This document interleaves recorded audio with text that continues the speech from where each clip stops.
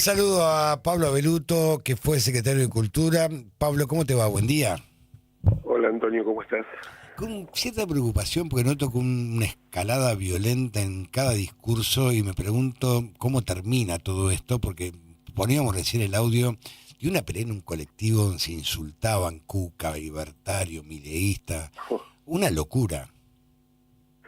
Bueno, la violencia siempre empieza en las palabras, digo, y basta precisamente o sea, se expresa en las palabras, se adelanta en las palabras y en algún momento se convierte en hechos físicos. Y el clima que el gobierno ha generado de división en la sociedad, y el cual promueve a través de sus insultos a todo aquel que disiente, sea de la ideología que sea, tenga las simpatías políticas que tenga, incluso a veces hasta gente que uno podría pensar que piensa de manera parecida a la del gobierno. En todo eso que está como en el manual básico de la extrema derecha hoy en el mundo, termina mal. Son preguntas cómo termina mal. Sobre todo porque no es un fenómeno nuevo. Uno debe ser muy prudente siempre con las comparaciones históricas, de no estar comparando peras con manzanas, por las diferencias de los contextos.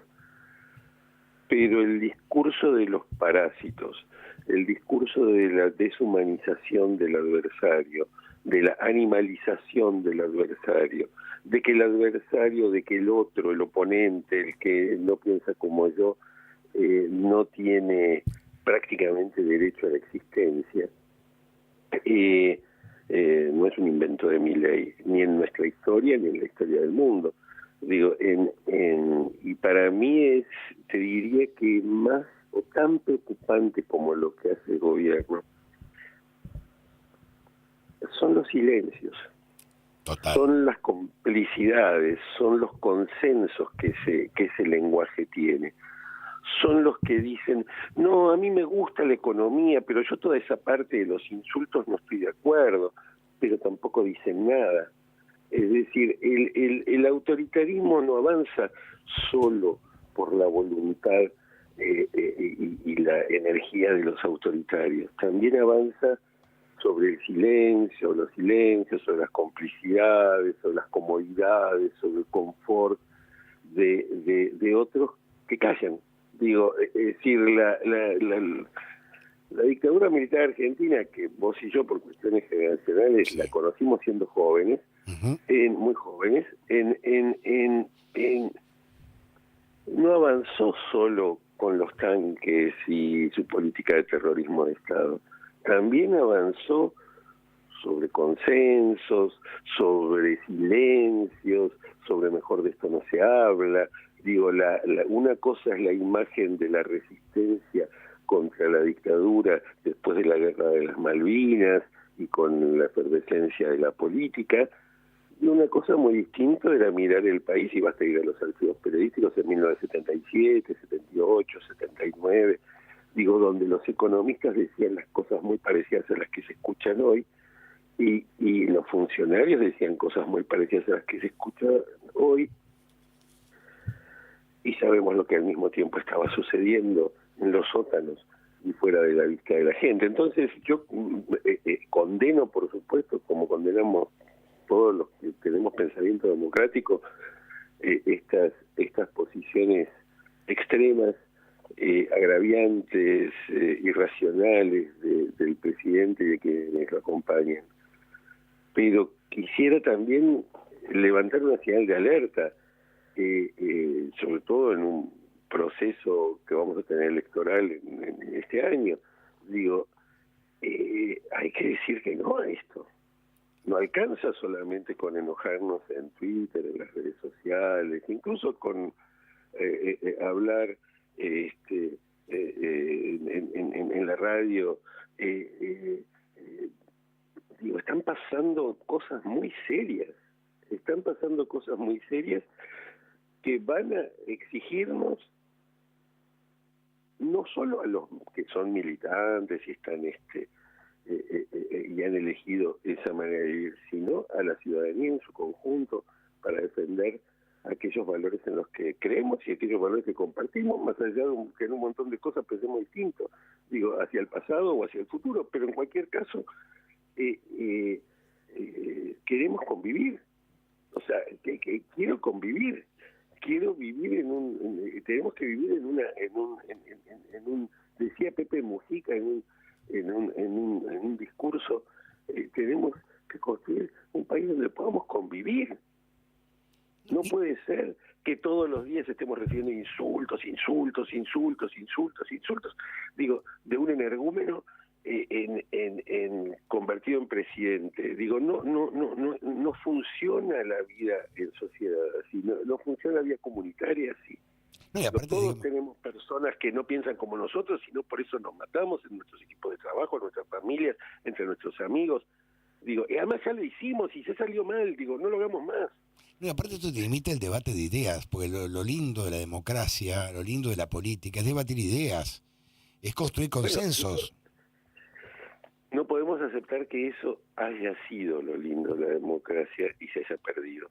Y yo siento que lo estamos perdiendo, como decís, digo, en la diversidad, en el pluralismo. Esos sean los valores, esos son los valores de la democracia, o eran los valores de la democracia hasta ahora. La alternancia, gobierna uno, gobierna otro, no estaba fundando la Argentina cada vez. Digo, lo que estamos viviendo en términos de proceso político y cultural también es de una gravedad inusitada. Estamos perdiendo lo esencial de la democracia, que es una manera que tenemos de organizarnos entre personas que pensamos diferente, que es el elemento central de la experiencia humana, ¿entendés? De nuestra diversidad, de nuestros puntos de vista distintos, puntos de vista compartidos, puntos de vista diferentes, capacidad de encontrarnos a conversar con el otro y respetarnos más allá de nuestras diferencias. Digo, digo, yo por lo menos quiero vivir así, porque es así como se pueden cambiar las cosas. En esta especie de bullying permanente que hace el presidente sobre la ciudad. Le doy un ejemplo porque no me acordaba. Porque es que cuando yo fui designado ministro de Cultura, al comienzo de la gestión de Macri, por supuesto yo traía una carga de prejuicios sobre los empleados públicos. Sería injusto no reconocerlo. Hasta que entré. Y cuando entras, por supuesto, como en cualquier grupo grande de gente, hay de todo. Y encontré trabajadores del Estado con una vastísima experiencia, muchísimo conocimiento, muchísimo compromiso, muchísima vocación de hacer las cosas bien, muchísima honestidad. Y mis propios prejuicios, como siempre digo, los prejuicios son emociones tercas sobre algo que se conoce mal. Mis propios prejuicios fueron cediendo y se fueron disolviendo. Conocí gente maravillosa.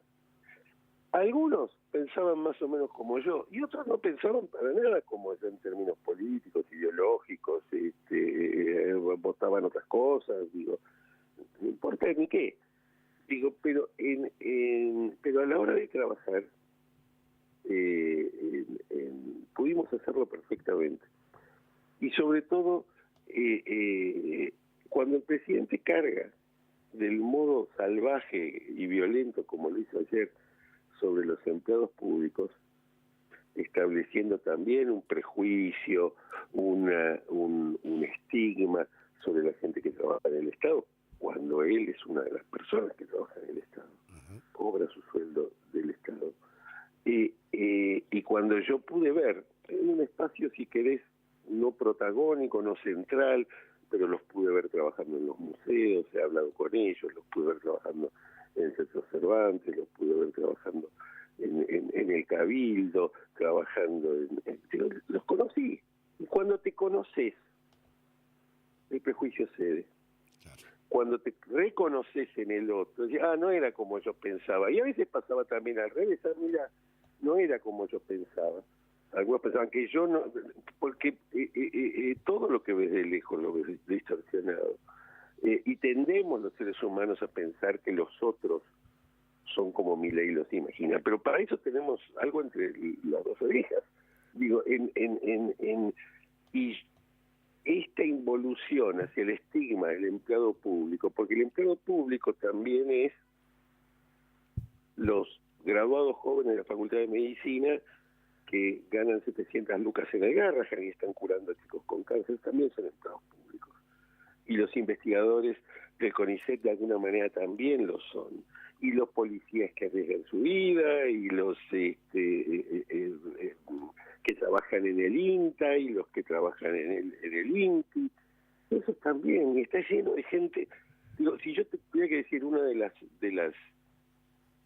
los aprendizajes más grandes que tuve en esa experiencia, que fue tan intensa y tan compleja en muchos aspectos, fue reconocer que las cosas no son como vos crees que son hasta que no estás en ese lugar.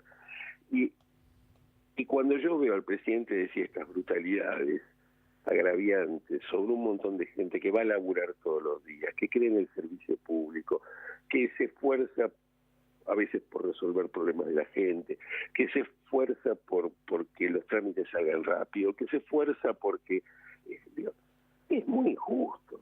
Es muy injusto, ¿entendés? Es como es quizás, lo pienso en voz alta, es quizás la consagración discursiva del país que se está construyendo, del país donde también en alguna de las noticias de estos días, donde se agotan los pasajes al exterior y la inmensa mayoría cada vez puede consumir menos y no tiene plata, no alcanza para llegar a fin de mes. Quizás si uno tuviera que decir, ¿y eso cómo se habla? ¿Cómo es la lengua? ¿Cómo es el lenguaje de todo eso? Es el presidente ayer celebrándose a sí mismo la condición de ser un hombre cruel. Pablo, te mando un gran abrazo, siempre es un gusto hablar con vos, ¿eh? Igualmente, Antonio. Un abrazo grande, Pablo Bruto, fue secretario de Cultura. Splendid 990.